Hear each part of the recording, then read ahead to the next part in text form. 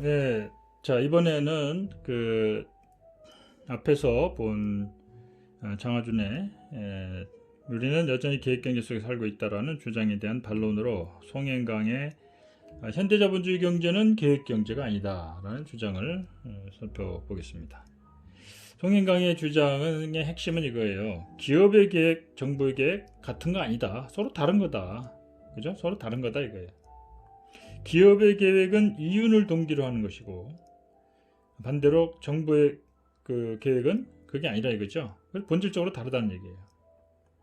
계획이라는 공통점만을 가지고 현대자본주의 경제가 고도의 계획 경제를 하는 것이다 라고 주장하는 것은 본질을 호도하는 것이다, 이런 주장을 합니다. 자, 기업이 계획하는 것도 있고 정부도 계획하는 게 있습니다. 근데 그걸 같은 거로 보지 말란 얘기죠. 기업이 계획하는 거는 당연한 거고 정부가 계획하는 거는 하지 말란 얘기예요. 하고 싶은 얘기 바로 그겁니다. 송행강이. 그렇지만 봅시다. 계획이 목표가 다르다고 해서 본질이 다를까요? 자, 그러면 그 목표가 어떻게 다른가 한번 봅시다. 정부는 정부가 아니죠. 그렇죠. 정부의 계획은 뭡니까? 이윤 추구 동기가 아니에요. 아니지만 공공의 이익, 국제 경쟁력 극대화를 위해서 계획하고 틀을 잡는 것입니다. 그럼 기업의 계획은 뭡니까? 기업의 이익을 극대화시키고 기업의 경쟁력을 강화시키고, 그죠? 기업의 가치를 높이는 거 아니에요. 국가는 뭐예요? 공공의 이익, 개개인의 이익이 아니라 공공의 이익 극대화를 시키는 거고요. 또 국가 경쟁력을 높이는 것이고요. 국가의 국격을 높이고 그런 것들을 높이려는 거예요. 사적인 이익이냐 공적인 이익이냐라는 데는 차이가 있지만 계획을 해서 그런 목표를 달성하기 위해서 계획하는데 뭐가 다릅니까? 난 본질이 다르다는 말이 이해가 안 돼. 본질적으로 다를 게 없어요. 그런데 이 기업이 계획을 하는 것은요, 오히려 뒤에 자세히 나오겠지만 구성의 오류, 시장 실패 등등 우리가 피할 수 없는 그런 부작용들을 낳아요. 반면에 정부의 계획은 그런 시장의 실패를 막아주는 방향으로 해나간다는 겁니다. 자, 그럼 한번 봅시다. 이 송행강은 그래요. 이 정부가 계획을 세우는 것을 다 반대하는 건 아니에요. 제한적으로만 해라, 이런 뜻입니다. 뭐냐? 자유로운 시장 경제보다는 부분적으로 정부의 계획이나 규제가 적절히 혼합되어 있는 경제가 도덕적으로도 우월하고 경제적으로도 우월하다는 견해도 있다. 부정하진 않아, 이 사람들이. 그러나 정부의 계획이 성공하는 경우는 시장 친화적일 때만 가능하다는 얘기예요. 따라서 정부가 계획을 하더라도 시장이 도움이 될 때만 해라, 이런 얘기죠. 시장이 도움이 될 때라는 게 뭐예요? 기업에게 도움이 될 때는 얘기예요. 이 사람들이 시장하지만, 예를 들어서 이 사람들이랑은 좀 내가 좀 그런데요. 그 송행강과 같은 그 정경련 산하의 경제연구원, 거기는 기업의 그 이익단체의 그 산하연구원이잖아요. 그쪽을 위한 논리를 개발하는 곳이에요. 기업에게 도움이 되는 시장 친화적인 정책을 한해서는 계획을 인정하겠다. 그러나 그 외의 건 하지 마라, 이런 얘기입니다. 그래서 그럼 시장 친화적인 것이 뭐냐? 국민의 정치 경제적인 자유의 보호, 치안, 국방 같은 재산권의 안정적인 보장 같은 시장의 원활한 작동에 도움이 되는 제도에 관한 계획만이 경제에 긍정적이다. 또한 비교 우위에 특화하도록 하는, 즉 기업들의 수출에 도움이 되도록 기업에게 지원하는 것이죠. 비교 우위에 특화한다는 건 뭐예요? 비교 우위가 있는 기업에게 더 지원을 많이 해주라, 이런 얘기죠. 그런 것은 해도 된다. 긍정적이다. 그런 거에 대해서. 따라서 정부의 어떤 그 개입은 이러한 기업에게 도움이 되는 측면에만 국한시켜라, 이런 얘기입니다. 자, 이러한 관점은 말이죠. 기업에게 도움이 되는 거, 기업의 이익 극대화에만 그 관심이 있어요. 반면에 전체 경제나 공동체의 이익이나 어떤 그 보호, 이런 부분은 안중에 없다는 겁니다. 좀 말이 좀 그렇긴 하지만 그런 것들을 우리가 여기서 볼 수가 있어요. 자, 우리나라 예를 한번 볼까요? 그럼 시장 친화적인 거는 다 좋은 거냐? 그죠? 시장 친화적이면 다 좋은. 시장 친화적이라는 거는 그럼 기업에게 유리한 거라는 뜻이라고 해석하면 됩니다. 기업에게. 시장 친화적이라고 읽고 기업 친화적이라고 읽으면 돼요. MB 정부가 대표적인 것이죠. 대통령 선거 공약이 뭐예요? 비즈니스 프렌들리였잖아요. 이게 뭐예요? 기업에게 유리한 정책을 쓰겠다는 얘기입니다. 우리 사회, 우리나라에는요, 기업가만 존재하는 게 아니에요. 소비자도 있고요, 노동자도 있고요, 그렇죠? 일반 국민들이 대다수잖아요. 근데 이제 MB 정부는 이런 정책을 썼어요. 근데 그 당시 국민들은 이 뜻을 제대로 이해를 못했어요. 이렇게 하면 경제가 더 발전해가지고, 그죠? 국민들이 더 잘 살게 된다. 이렇게 생각한 거예요. 그죠?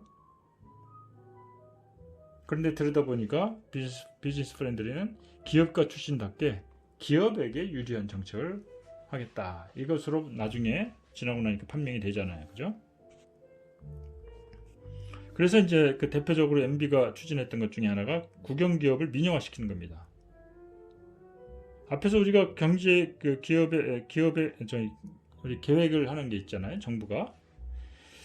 그 중에 중요한 역할을 하는 게 국영기업이라고 설명했는데, 이 자유시장주의 또 신자유주의가 바로 그거예요. 국영기업을 민영화시키는 게 신자유주의의 어떤 핵심적인 정책 중에 하나입니다. MB는 대표적인 신자유주의의 그런 전도사였죠. 이 국영기업을 민영화를 추진했다가 전 국민의 반대를 맞아서 그것이 좌절됐던 적이 있어요. 예를 들어서 한국전력까지 이제 민영화시키려고 했어요. 민영화시킨다는 건 뭐예요? 그 지분을 일반 개인들에게, 개인 기업에게 파는 거예요. 그럼 개인 기업이 누가 그걸 살 수 있어요? 재벌들한테 팔겠다는 것입니다. 그걸 그 여론을 조성하기 위해서, 이거는 내가 좀 추측입니다만은 상당히 합리적인 의심이에요. 의도적으로 블랙아웃을 유발시켜갖고 전 국민을 불안에 떨게 만들어요. 우리나라 전력이 부족하다.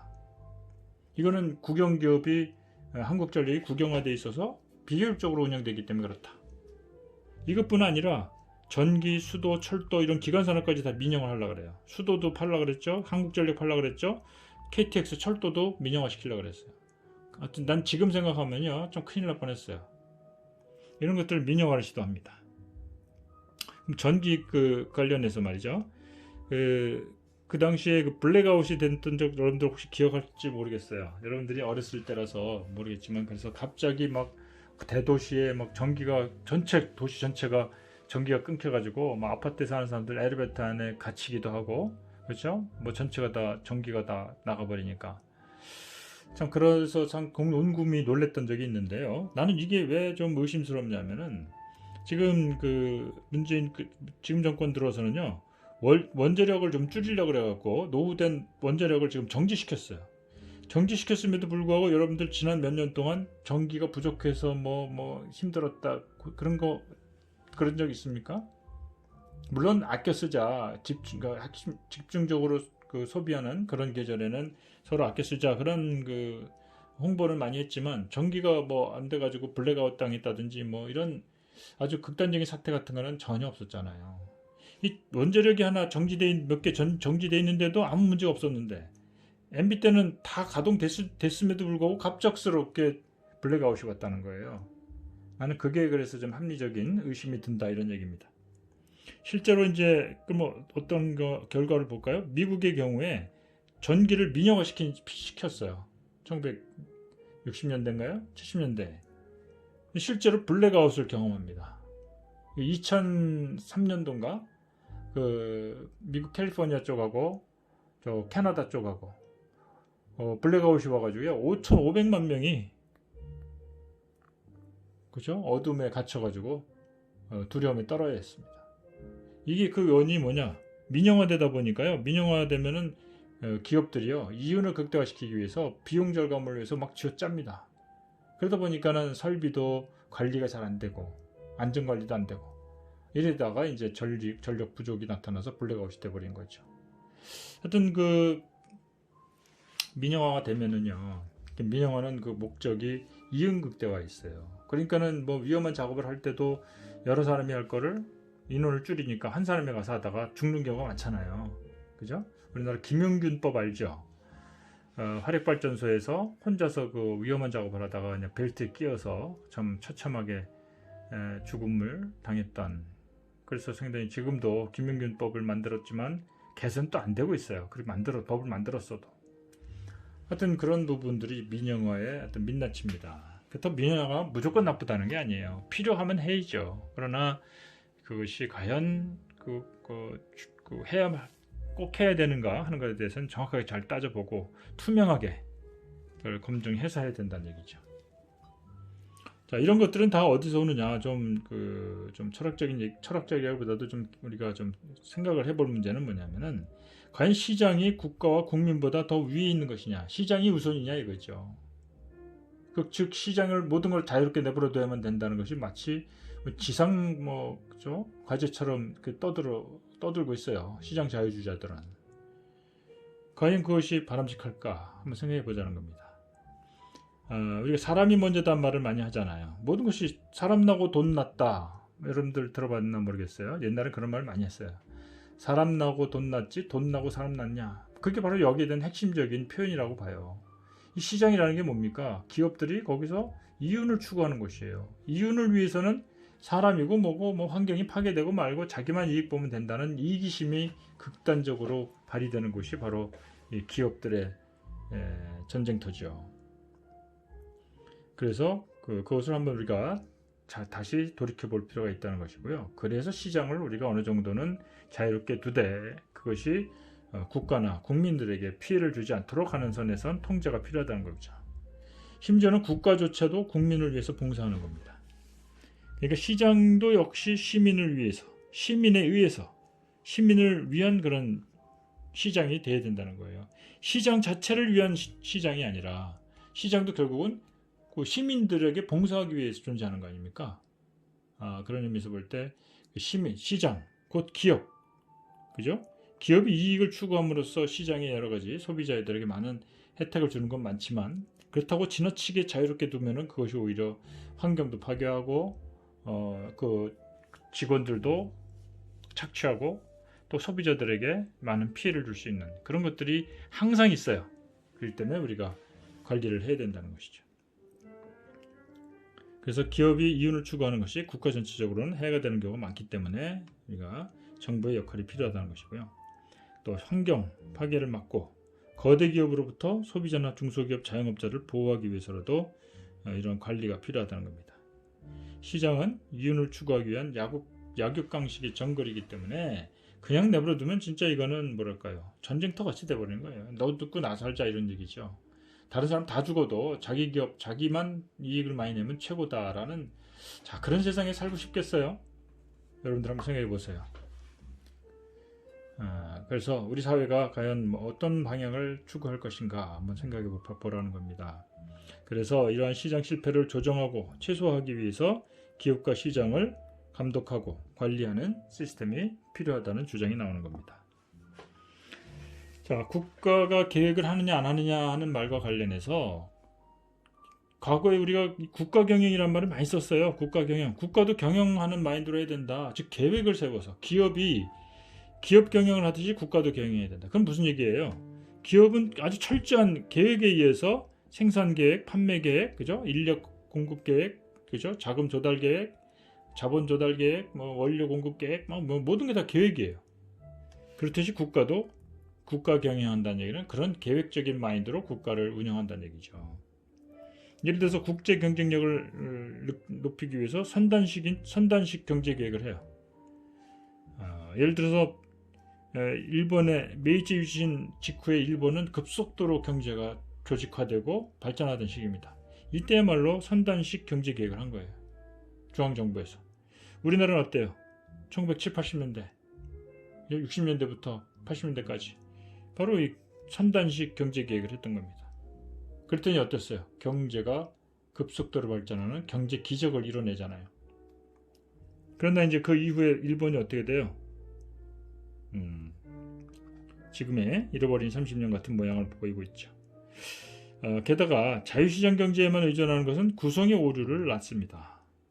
전체적인 조화나 조정 없이 구성원들에게 무한한 자유를 허용하게 되면요, 그로 인해서 전체 경제가 오히려 불리해져요.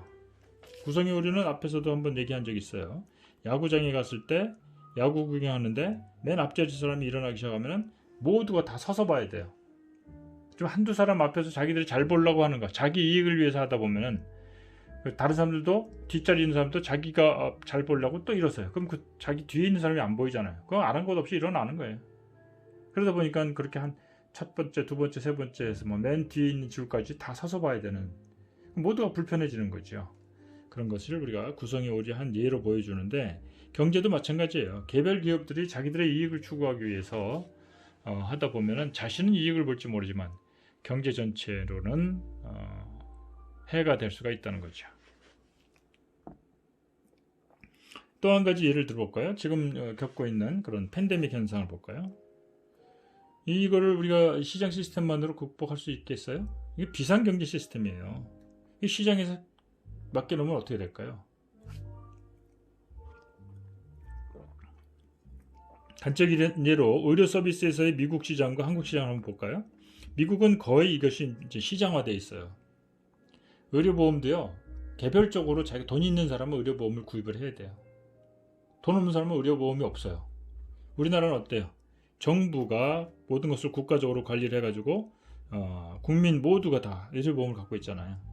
그러다 보니까 이런 코로나 검사를 할 때도요, 검사비만 미국 같은 경우는 뭐 한 4, 50만 원 들어요. 우리나라는 무료죠. 치료는 어때요? 미국 경우에요, 보험이 없으면요 최소 4, 5천만 원이 든답니다. 우리나라는 완전히 정부가 다 부담을 하죠. 이러다 보니까 미국이 이런 뭐 치료비 문제에 있어서도 온 국민이 얼마나 고통을 받고 있겠습니까?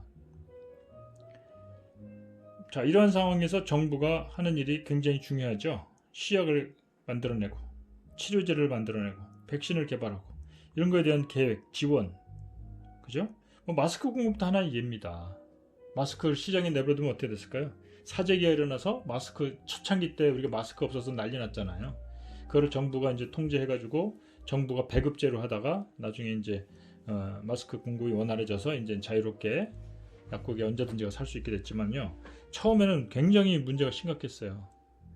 그러나 우리나라는 그래도 그나마 그렇게 정부가 아주 발빠르게 대응을 해서 큰 난리가 없었죠. 예를 들어서 뭐 일본이든, 일본 보세요. 그 뭐 아베가 뭐 전 국민에게 마스크 콧구멍만 가리는 그런 마스크 조그만 거 줬다가 웃음거리가 됐잖아요.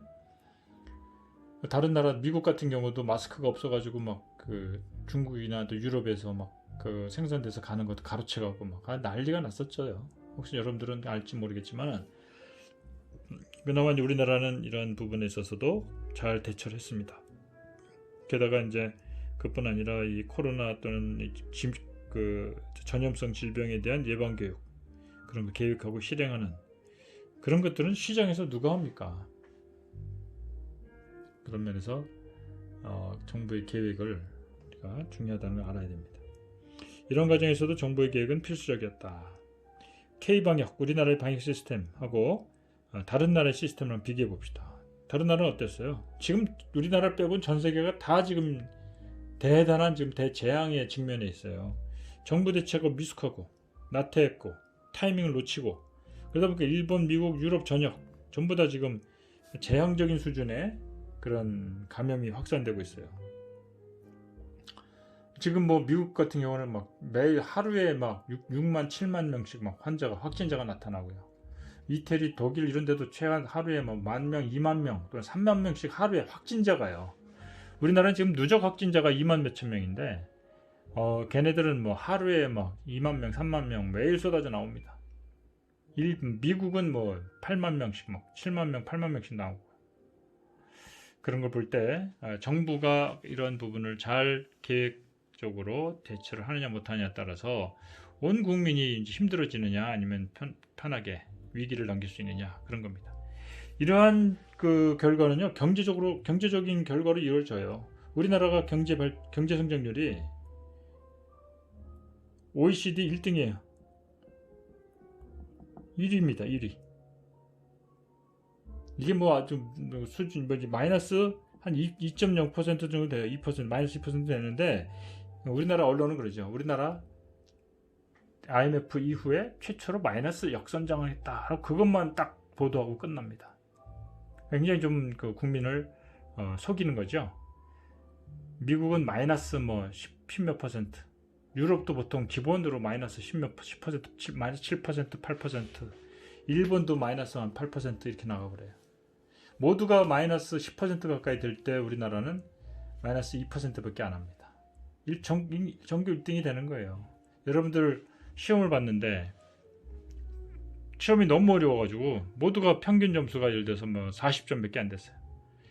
근데 A라는 학생은 성적이 65점 몇 개 못 받았어요. 평상시에 막 90점 이상 맞던 학생인데, 그러면 정말 시험 못 봤다라고 야단칠 겁니까? 알고 보니까 65점이 그 시험에서 1등이었어요. 나머지는 그 2등이 예를 들어서 뭐 50점도 안 되는. 근데 이 학생은 65점이었어요. 그러면 시험을 굉장히 잘 본 거죠. 그런 차원에서 봐야 되는데, 우리나라 언론들은 우리나라 OECD 성장률이 1등이라는 건 보도 안 하고 마이너스다, 잘못 못했다, 이런 것만 보도하고 있다는 거. 여러분들이 아마 언론 보도에서 거기에 대한 비판적인 얘기를 하는 사람을 통해서 알고 있는 학생도 있겠지만 모르는 학생들도 많을 거예요. 우리 주변에 다 그럴 겁니다. 그래서 이러한 우리나라 언론들의 행태가 알고 보면 결국 기업들에게 광고비를 먹고 사는 그런 집단이고요. 그러다 보니까 기업에 입맞는 그런 보도를 하고 왜곡 보도를 많이 하고 있어요. 그럼 왜 이런 왜곡 보도를 하느냐? 우리나라 기업들이 지금 정권을 싫어해요. 왜? 기업들에 대해서 정부가 여러 가지 강한 역할을 하고 하다 보니까 특히 재벌기업, 대기업들에 대해서 여러 가지 규제와 제약을 하죠. 그러니까 이제 그쪽 광고비를 먹고 사는 언론이 그쪽 편을 들다 보니까 반정부적인 언론 행동을 하는 겁니다. 자, 그렇게 이해를 하면 되겠고요. 하여튼 그 정부가 경제를 계획을 하는 것 자체가 좋으냐 나쁘냐 이 문제가 아니고 결국 그것을 얼마나 적절하게 하느냐가 문제고요. 그걸 잘하게 되면 결국 경제 발전, 자본주의 발전에 훨씬 더 도움이 될 수 있다는 거를 우리가 이 수업을 통해서 알기 바랍니다. 흑백 논리를 벗어나라는 거예요. 뭐 공산주의에서 계획 경제를 했기 때문에 계획 경제는 무조건 안 된다, 그런 흑백 논리가 아니라 공산주의에서도 계획경제 있었지만 자본주의 경제도 계획경제가 충분히 필요하고 또 중요한 역할을 한다는 것을 논리적으로 이해하고 또 그걸 우리가 설명할 수 있어야 되겠습니다. 오늘 수업에서는 그런 점들을 잘 이해하기 바라고요. 오늘 수업은 여기서 마칠게요. 수고 많았습니다.